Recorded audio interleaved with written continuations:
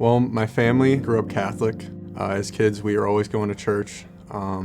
We went to Catholic grammar school all the way through junior high. It really gave me a basic understanding of God, but it was one of those relationships where I wanted to put it off. I wanted to live my own life and try to understand the world and where my life was going first, and then I would make time for God later. A lot of my friends had moved away for college, and the ones that stayed were not exactly great company. So I was alone.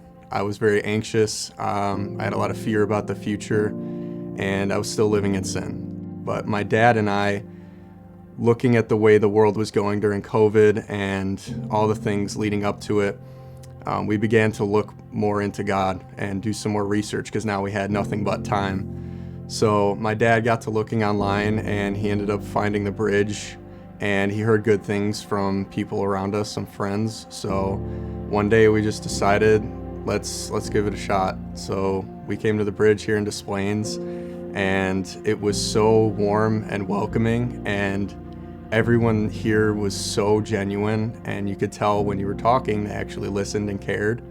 And it was a type of community I had never felt before, and one that I was desperately searching for.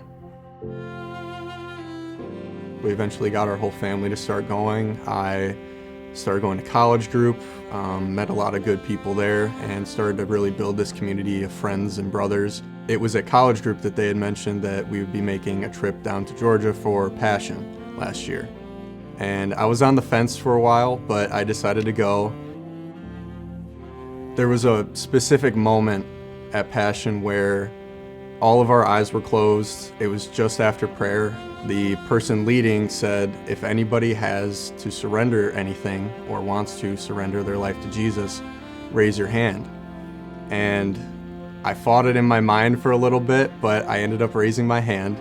I truly felt like an anvil had been lifted off my shoulders, like I had a spiritual breakthrough. I started to begin to understand the love of God. It was at that moment at Passion last year that I decided to surrender my life to Jesus, and I have not looked back since.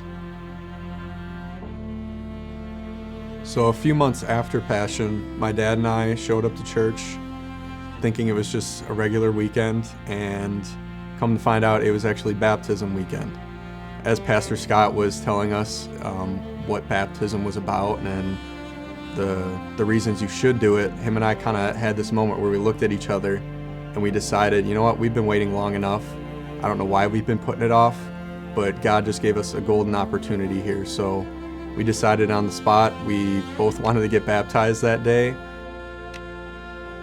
After making that decision and getting into the Word more, praying more, life just becomes way more easy to discern and navigate. Following God has almost been like a GPS for life. Even though I still have struggles, I still have anxieties and fears, they've been knocked down a ton. And God continues to mold me into the person that He designed me to be. So to anyone out there who might be struggling with their walk with God or having trouble surrendering to Jesus and following Him, I just want to encourage you. Your life doesn't have to look perfect to start following Him. You can start today. You don't clean yourself up before you go jump in the shower. You just get in the shower.